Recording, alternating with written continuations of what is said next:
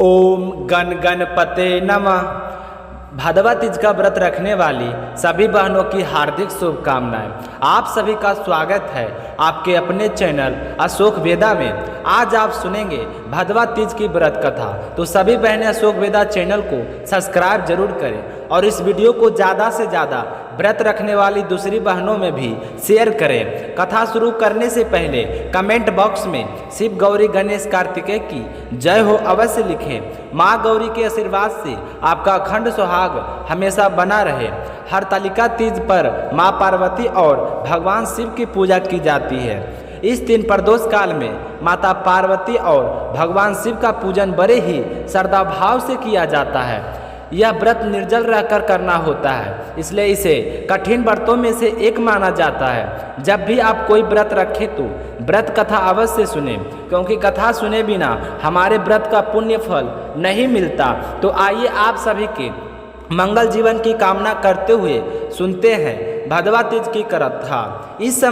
एक समय की बात है, श्री परम पावन भूमि कैलाश पर्वत पर विशाल वट वृक्ष के नीचे भगवान शिव और माता पार्वती जी अपने सभी गणों सहित बागंबर पर विराजमान थी। बलवान वीरभद्र, बिरंगी सरंग और नंदी अपने अपने पैरों का सदा शिव के दरबार की शोभा बढ़ा रहे थे। तो माता पार्वती और शंकर जी ने भगवान शिव से दोनों हाथ जोड़कर कहें कि हे स्वामी माहेश्वर, मेरे लिए यह बड़े ही सौभाग्य की बात है जो मैंने आपको अपने पति के रूप में वर्ण किया है। क्या मैं जान सकती हूँ कि मैंने ऐसे कौन सा पुण्य अर्जन किया था जिसकी वजह से आप मुझे पति के रूप में मिले हैं? तो आइए, अंतर्यामी है, मुझे बताने की कृपा कीजिए। तो पार्वती जी की ऐसी प्रार्थना सुनकर शंकर जी कहने लगे कि हे पार्वती, तुमने अति उत्तम पुण्य संग्रह किया था जिसकी वजह से हम दोनों का मिलन हुआ है। अपनी तपस्या के करके एक व्रत किया था जो आज तक गुप्त है, लेकिन आज मैं तुम्हें बताता हूँ। क्या तुम्हें उसके बारे में कुछ भी याद नहीं है? आपने भदवा मास के शुक्ल पक्ष की तीज का व्रत किया था। यह व्रत ऐसा है, तारों में चंद्रमा, 9 ग्रहों में सूर्य, वर्णों के ब्राह्मण, देवताओं में गंगा, पुराणों में महाभारत, वेदों में साप, इंद्रियों में मन होता है। यह व्रत इतना ही श्रेष्ठ है जो तीज का हर नक्षत्र के दिन पड़ती है, वह बहुत ही पुण्यदायी होती है। तो पार्वती जी कहने लगे कि मैंने कब और कैसे किया था, मुझे याद नहीं है। तो आज मैं आपको मुख से उस सब के बारे में जानना चाहती हूँ। तो पार्वती की बात सुनकर भगवान शिव बोले कि भाग्यवान ओमा, भारतवर्ष की उत्तम में हिमाचल श्रेष्ठ पर्वत है, उसके राजा हिमाचल हैं। वहीं पर तुम भाग्यवती रानी मैना के यहाँ पैदा हुई थी।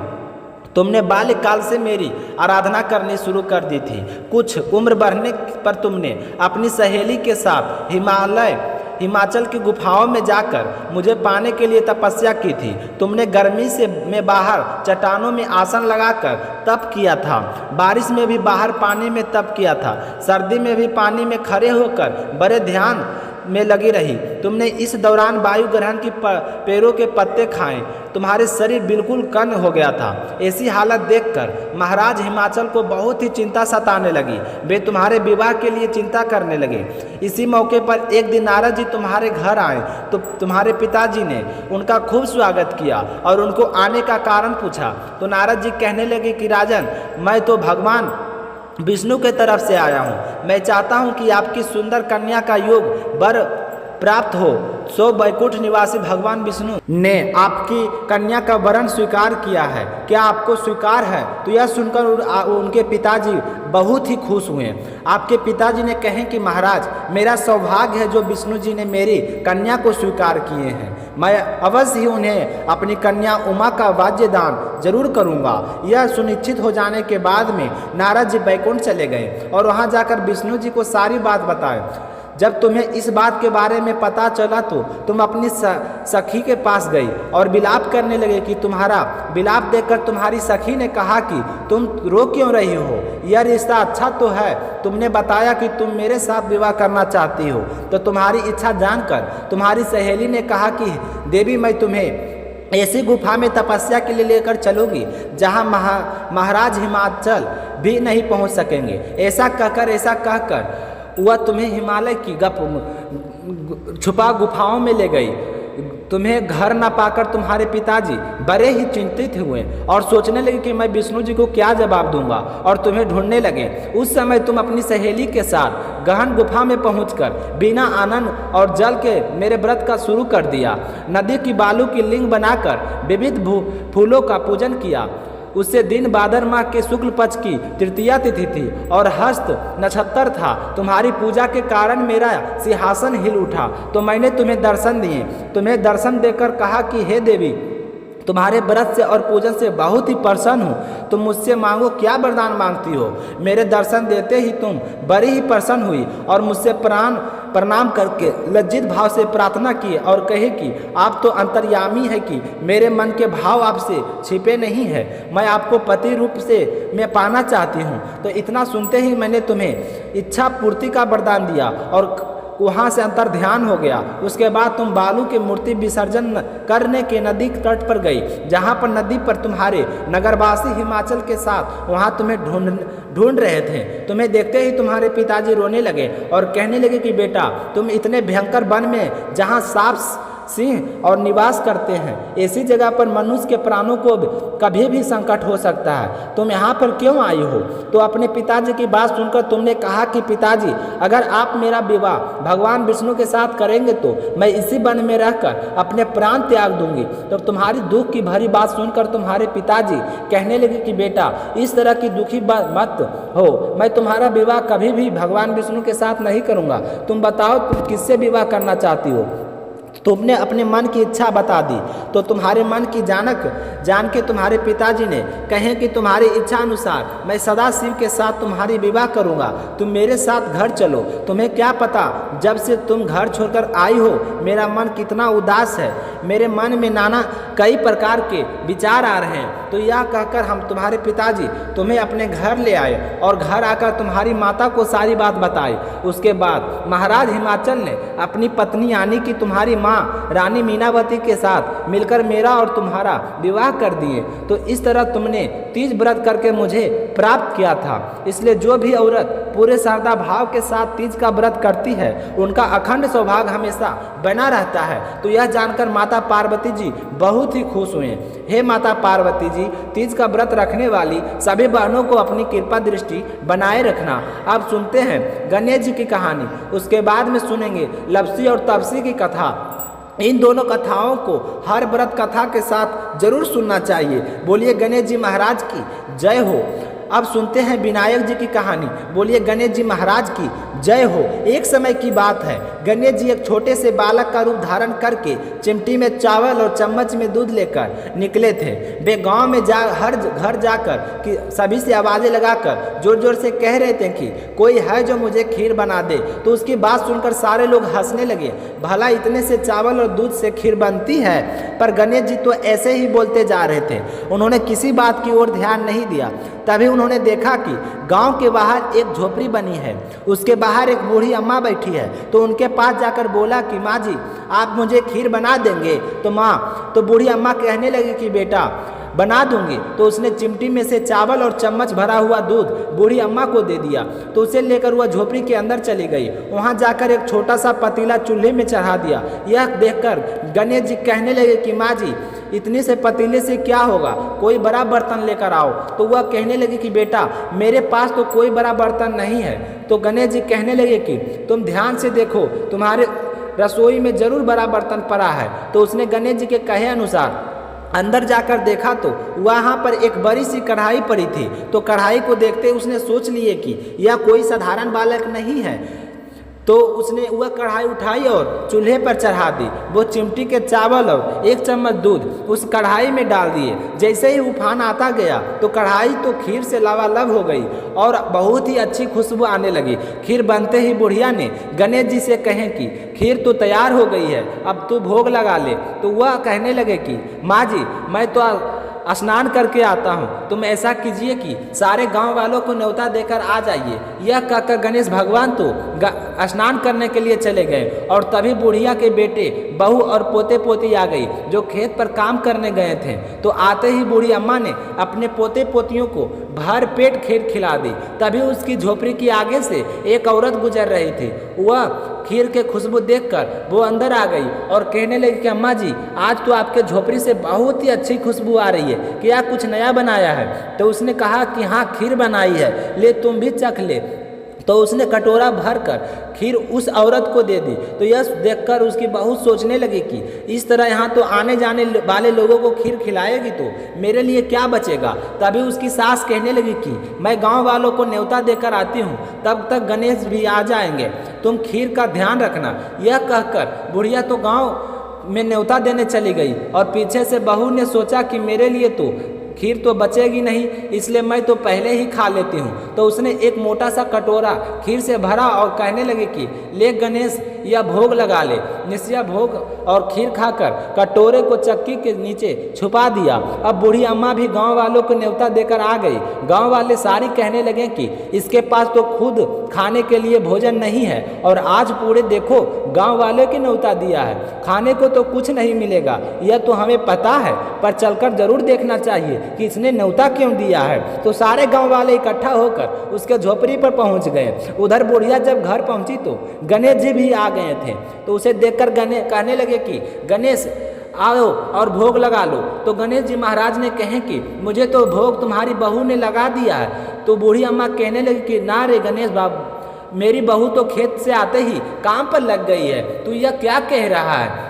तो गणेश भगवान बोले कि अपनी बहू से जाकर पूछ लो, अगर फिर भी विश्वास नहीं है तो तुम्हारी चक्की के नीचे खीर का कटोरा पड़ा है, अभी भी उसमें 2 चावल चिपके हुए हैं जो मैंने खाया है, खा के जो मैंने छोड़ा है। तो बुढ़िया ने जैसे कटोरा देखा तो सच में उस कटोरे के 2 चावल चिपके थे और चक्की के नीचे छुपाया था। तो वो कहने लगे कि गणेश कोई बात नहीं, तुम कुछ मत कहना, लोग सुनेंगे तो क्या कहेंगे। तो बूढ़ी अम्मा अब सारे लोगों को खीर परोसने लगी। सारे गांव वालों ने पेट भर कर खीर खाई, फिर भी वह खीर खत्म होने का नाम नहीं ले रही थी। तो वह गणेश भगवान से बोली कि गणेश, यह खीर तो खत्म नहीं हो रही है, इसका मैं क्या करूं? तो गणेश जी कहने लगे कि शाम को एक बार फिर से पूरे नगर में न्योता दे देना, जो बच्चे उच्चे होंगे वो आके खा लेंगे। तो बुढ़िया ने गणेश जी के कहे अनुसार गांव वालों को फिर से एक बार न्योता दे दिए। तो गांव वाले सोचने लगे कि यह तो कोई जादुई कढ़ाई है, हमें राजा को इसके बारे में बताना चाहिए।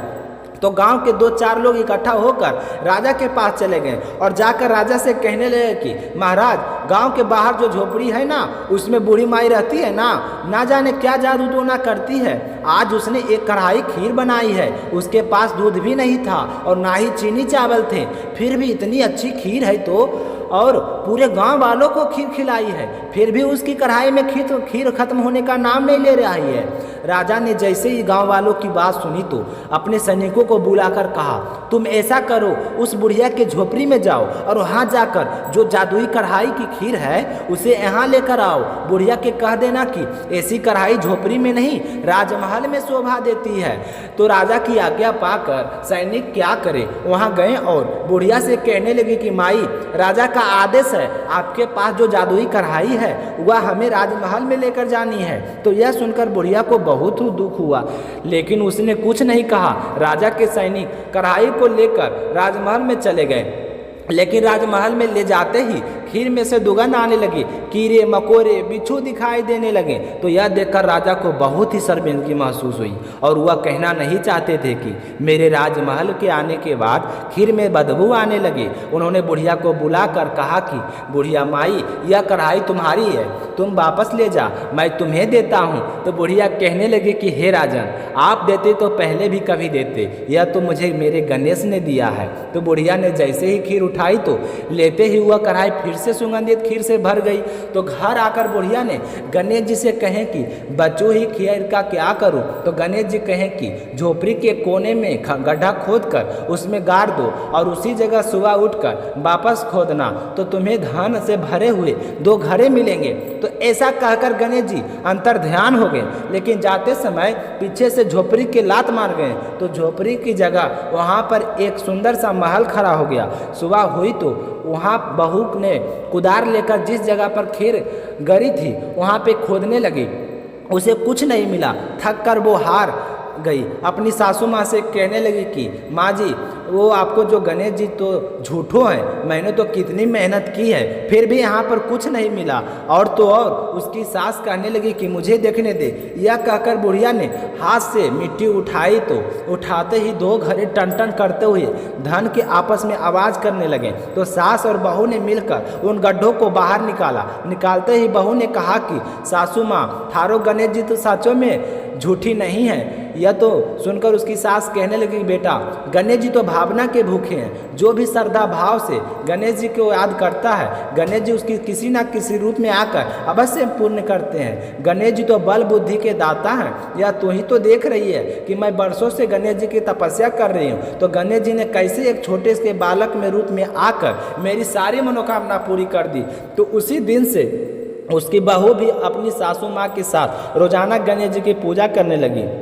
हे गणेश जी भगवान, जैसा आपने बुढ़िया को दिया वैसा सबको देना, कहानी कहने वाले को, हुंकार भरने वाले को और कहानी सुनने वाले को सबकी मनोकामनाएं पूर्ण करना।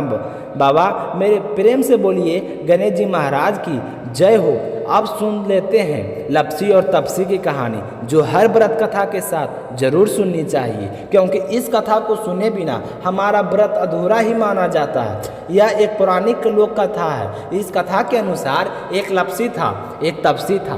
तपसी हमेशा भगवान की तपस्या में लीन रहता था और लपसी रोजाना नहा धोकर सावा शेर की लपसी बनाता, उसके बाद में भगवान को भोग लगाता, फिर स्वयं भोजन करता।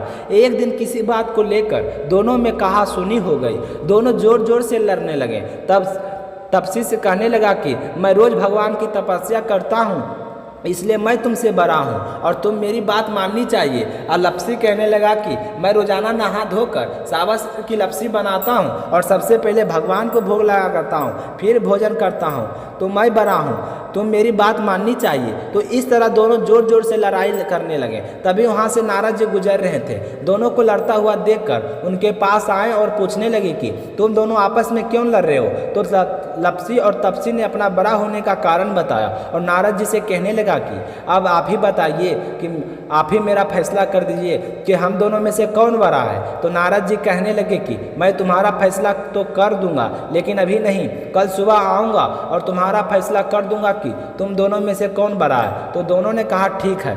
दूसरे दिन सुबह हुई तो लपसी और तपसी नहाकर अपनी रोजाना की भक्ति करने लगे। तो नारद जी ने छुपकर 1.25 करोड़ की अंगूठी दोनों के आगे रख दी। तो तपसी ने जैसे उस अंगूठी को देखा तो चुपचाप उठाकर अपने पैरों के नीचे दबा ली और लपसी का नज़र अंगूठी पर पड़ी, लेकिन उसने ध्यान नहीं दिया। उसने लपसी बनाई और भगवान को भोग लगाया और फिर स्वयं भोजन करने लग गया। तभी नारद जी वहाँ आ गए और देखते ही दोनों पूछा कि अब बताइए हम में से कौन बड़ा है। आपने कहा था कि कल सुबह फैसला कर दूंगा। तो नारद जी कहने लगे कि मैंने तो फैसला कर दिया है। तपसी की ओर इशारा करते हुए कहें कि तुम खड़े हो जाओ। तो जैसे ही तपसी खड़ा हुआ तो उसके पैर के नीचे अंगूठी दबी हुई दिखाई पड़ी। तो नारद जी ने तपसी से कहा कि तुम तो तब इतनी तपस्या करते हो, फिर भी तुम्हारी चोरी करने की आदत नहीं गई है। यह तुम कहते हो कि तपस्या करते हो और तुम सबसे बड़े हो। मैंने ही तुम दोनों को आगे एक एक अंगूठी गिराई थी। तुम्हारा ध्यान तो जैसे ही अंगूठी पर की ओर गया तो तुमने तो तपस्या को छोड़कर अंगूठी उठाई और अपने पैरों के नीचे दबाकर बैठ गई। और लपसी का ध्यान अंगूठी की ओर गया, फिर भी उसने नज़रअंदाज करके अपने रोजाना के काम पर ध्यान रखा। लपसी बनाकर पहले भगवान को भोग लगाया और फिर स्वयं भोजन करने चला गया। इसे अंगूठी से कुछ लेना देना नहीं था, इसलिए यह बड़ा हुआ। तो तपसी शर्मिंदा होकर माफ़ी मांगने लगा और कहने लगा कि महाराज मुझसे गलती हो गई है, अब आप ही बताइए कि मुझे मेरी तपस्या का फल कैसे मिलेगा। मैंने बहुत ही कठिन तपस्या की है। मैं आपसे वादा करता हूँ कि आज के बाद कभी भी मैं चोरी नहीं करूँगा। तो तपसी की बात सुनकर नारद जी कहने लगे कि जब कोई घर पर जब भी रोटी बनाए और रोटी कुत्ते और गाय की रोटी नहीं बनाए तो वह फल तुझे मिलेगा। अगर कोई ब्राह्मण को भोजन करवाकर उसे दक्षिणा नहीं देगा तो वह भी फल तुझे मिलेगा। अगर कोई सूट साड़ी तीन किसी को दान में देते हैं, अगर ऊपर से कुछ रुपया नहीं देगा तो वह भी फल तुझे मिलेगा। अगर कोई दिया से दिया जलाएगा तो उसका फल भी तुझे मिलेगा। अगर कोई व्रत रख कर सारी कहानी सुन ले और लपसी तपसी की कहानी ना सुने तो उस व्रत का फल भी तुम्हें मिलेगा। कहा जाता है कि उसी दिन से हर व्रत कथा के साथ लप्सी और तपसी की कहानी कही और सुनी जाती है। कहानी सुनकर कहना चाहिए कि लप्सी का फल लप्सी को मिले, तपसी का फल तपसी को मिले, हमारी पूजा का, हमारे व्रत का और हमारी कहानी का पुण्य फल हमें मिले। तो आज का वीडियो यहीं पे समाप्त होता है। सुनकर आप लोगों को कैसा लगा कमेंट करके ज़रूर बताइए, और आज का तीज आप लोगों को कैसे किए हैं कमेंट करके ज़रूर बताइए। मिलते हैं अगली कथा में, तब तक अपना ख्याल रखिएगा। जय श्री कृष्णा, राधे राधे।